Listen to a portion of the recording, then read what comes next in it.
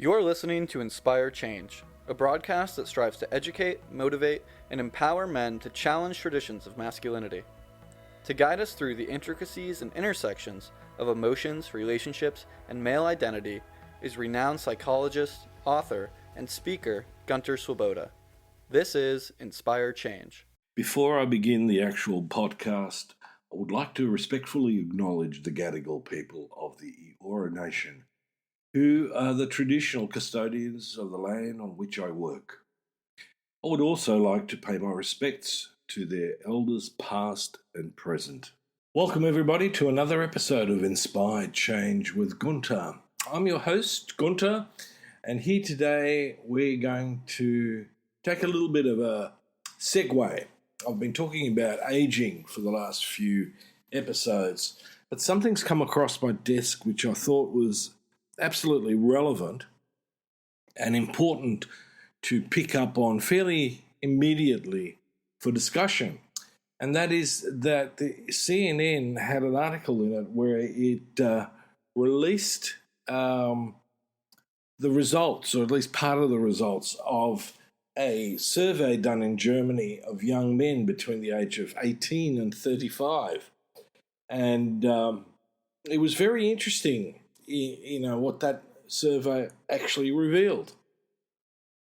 And completely pertinent to the whole thing about making good men great. So, let me get into this survey. And what I want to do is I want to talk about the results, mainly, so I've condensed a lot of stuff. And if you want to follow through any details, go to planinternational.de and you'll find the survey, the actual whole survey on there. So let's get into it. This particular survey actually provides a wealth of information on how young men view their emotional health, appearance, competitive spirit, relationships, attitudes towards women and sexuality, violence in relationships, and their feelings towards social pressure to change. So let me start with this. So, heads up regarding feelings and health, an alarming 71% of young men believe they must solve personal problems alone. And over half feel that showing emotion is a sign of weakness. Now, over 50% of these young men feel discomfort when discussing their feelings, and half tend to dismiss any sort of health problem, hoping that they can resolve them on their own. So internally, loneliness, sadness, and isolation plague 63% of those who responded to the survey. So you can see where I'm going with this. And these are German young men. And the reason why I picked up on this was that inherently we tend to see Germany as a very progressive country and part of the EU and NATO, wherein, serious questions about, who we are as people and so on have been asked. Now, if those of you who make an assumption that I'm German, I'm not. I'm Austrian, born in Vienna. But we're sort of kindred in a way. There's lots of differences too. It's a bit like saying, an American's English and English is Australian. We're culturally quite different.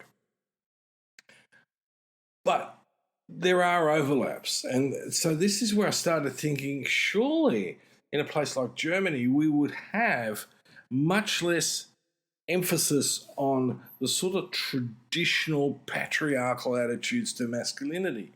But what's happened in this survey is it uncovered, in essence, the opposite. Okay? So let's talk about what they responded to with regard to appearance. Now, evidently, this was a particularly important area for those who responded to the survey. 59% strive for a sporty and muscular body, and 55% believe their appearance shows and, emphasizes masculinity. 48% feel uncomfortable with public displays of homosexuality, and 42% admit to joking about effeminate men. So one of the things that's coming out is that social norms and stereotypes significantly influence these guys, which is fascinating because in many respects we could argue that Europe's got quite a broad range, and certainly, if I look back on the Weimar Republic pre-World War II, there was a considerable shift in all of that. So what we've seen is that in recent times we've gone stereotypically patriarchal. Now, I'm not picking on Germany. I want to make that very clear because I reckon if we ran a survey like this in most countries, we'd possibly find similar results. And I'm up for a debate on this, and I'm up for taking a closer look at this as well because I'm absolutely keenly interested in what this picture might look like elsewhere. For example, Austria, Italy, France, so on. Now, when it comes to heterosexual relationships, traditional gender roles persist amongst these guys. 52% see their primary role as the breadwinner, while most of them view housework as their partner's responsibility. So we're talking about, remember, heterosexual relationship. Nearly half of them desire the final say in decisions. And 39% expect that their partner will put aside their needs first. So it's clear that progressive views on relationship equality is completely unnurtured. So let's take this further. So what about attitudes towards women and sexuality? Well, this is where these guys harbour some conflicting views. Half do not want a relationship with a woman with many sexual partners, yet 37% wish to have many sexual partners themselves.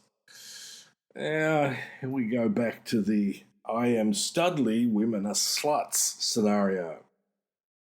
Provocative behaviour is often misinterpreted, and a troubling 41% of these guys believe that they have the right to objectify women. Again, I find this staggering in a culture that's supposed to be so progressive. So, where else? Well, it gets better. 34% of these young men believe physical force is necessary to earn respect. And 33% find occasional physical aggression towards their partner is acceptable. Now, what this highlights is that there is an absolute stark need for the urgent need to teach respectful and non-violent communication. But also what we've got to look at is this whole scenario of non-patriarchal relationships. Now, it's interesting because if I look at this from the point of view of recent research done in Australia, where we, took a look at, and Dr. Michael Flood in particular with his team took a look at what happens within family dynamics, and that is that boys with very strongly traditional male fathers are even more stereotypically masculine in themselves. So there's this role modelling that seems to have an amplifying effect in the sons. And this is a particular concern. So if I go back to Germany, what is it that I'm seeing? Am I seeing men, young men, and men being brought up by dads who exhibit this sort of behaviour, this inequality, this gender problem? So this survey actually opens up so many areas, so many different avenues for further research. It's really staggering. I just thought a third of these guys think it's okay to be violent towards women, and that earns them respect. So again, what is that they're drawing from in our culture? Is it that people like Jordan Peterson, Andrew Tate, have, you know, opened up a field where the seeds of inequity and aggression and violence can spring up. It is particularly perturbing, because if it's happening there, then it'll probably be happening elsewhere, and possibly to a greater degree. Now, one of the things that I thought was also interesting was that they also included the perspective of women. Okay, so one more thing. Most of these guys, 88% of these men, felt perfectly comfortable with their current image of masculinity. And on the other hand, 95% of them feel pressure to change. Over half are willing to develop because of this pressure, yet 38% prefer to be left alone. Okay, so are we talking social pressure here, from the overall society? Are we talking pressure from within, for example, a heterosexual relationship, where their partner basically gives them the message, look, you either treat me equally or you can ship out. Now, personally, if I was a woman, there would be potentially no way that I would stay in a relationship with a man who has those sorts of attitudes that we just discussed. It is just not acceptable. The question also arises in that context: do women actually really accept this and submit to it? Now, here we come to the next point. The survey, as I said, included women's perspectives on the expectations of men. 77% of the women surveyed believe men should understand expected behaviour regarding equality, and 1 in 4 encourages men to forego privileges.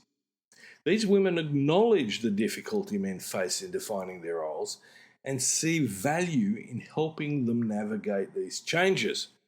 So, far from it is the sort of idea that women are the enemy. No, contrary. Women want to help men begin to adapt better to the change in society, a change that's fundamentally necessary. Let's evolve, essentially, is the message. So, the thing with these results is that it highlights a multitude of complexities young German men face. And I suspect men in Western privileged society. So let me not, I'm using this because it came out of Germany, and I think it's a really important piece. And, Germany should in fact be proud. It's willing to take a really cold, hard look at itself with respect to masculinity in this context. Other places are doing the same, but we tend to be a little bit quieter about it, perhaps. Men in that culture obviously navigate various challenges, but we're all in the same boat, really, aren't we? I don't think men in other Western cultures, United States, the UK, France, Italy, wherever we are, Australia, we all face and have had to face a major cultural shift. And unfortunately, there's been a massive backlash to this, creating, dark souls like Andrew Tate and Jordan Peterson, who want us to go back to the dark ages, one wherein we're all sort of nicely conservative and adapting and adopting the right-wing religious political frame. Well, I'm not one of those people, and I will stand up to the last to challenge that. As I said, in some ways or another, I've been an activist since the age of 15, 16. I felt a strong compulsion to see that society will change and move towards a better place. My choice of becoming a psychologist to help people individually do that was not by accident. There were lots of reasons why I chose that field. But we also need to include the social changes that are required. We need to come together, and we need to ally with women as men to facilitate a better, healthier, more spiritual culture, a greater civilization. Can we talk truly about being a great civilization when we keep staring down the barrels of cannons and tanks? I don't think so. And so, one of the last, well, maybe it's not the last bastion for world patriarchy, appears to be Russia amongst China, North Korea, and a whole bunch of other places wherein inequality is enshrined within the fabric of the nationhood, in a sense. Not only do they do that, but they also want to rewrite history, as we've seen in recent terms from the Russian side, where for some reason or another, Ukraine never existed. Nonsense like that. And we see this in the United States when, the evangelical movement is trying to create the Handmaid's Tale in reality. This is seriously, seriously scary. Are we out of the woods when it comes to, equality and gender equality and racial equality just because we've legislated against discrimination? Absolutely not. Part of what this survey tells me is that we can legislate this stuff, but do we live by it is another story. And I believe that the change needs to come from within as much as it does from the outside. As a dad, I need to be able to display and model the right sort of behavior about what it is to be a non-patriarchal man. Someone who views his partner as a partner, not a vassal, not a object that I own, who serves me, who lives in servitude. This is just common sense. We know that in countries where there is a greater degree of equality, they do better overall, not just economically. That's a side aspect to it, but a greater sense of health and well-being, and if we want to use the word happiness, a heightened sense of happiness within the population. So, on that note, I'm going to wrap it for today. I certainly hope that this has sparked some thought-provoking insights. Again, if you're in Germany, I do know that I have listeners in Germany. Do not take offense to this. I chose this because it is a piece of research that's come out from within Germany. And I think it needs to be highlighted. We need to think about how we educate boys. I mean, we've spent a lot of energy and time working with girls and women to elevate them, to help them liberate. But we need to do the same with boys and young men and men in general. We need to rid ourselves of the shackles of patriarchy so we can live a much healthier and fulfilling life. And we need to be in partnership and work as a team with women to do that. They are not the enemy. We are not the enemy. But we can be our worst when it comes to taking care of ourselves. So I really, truly believe in our ability to inspire change and shape a society that values emotional health, embraces equality, and challenge those stereotypes.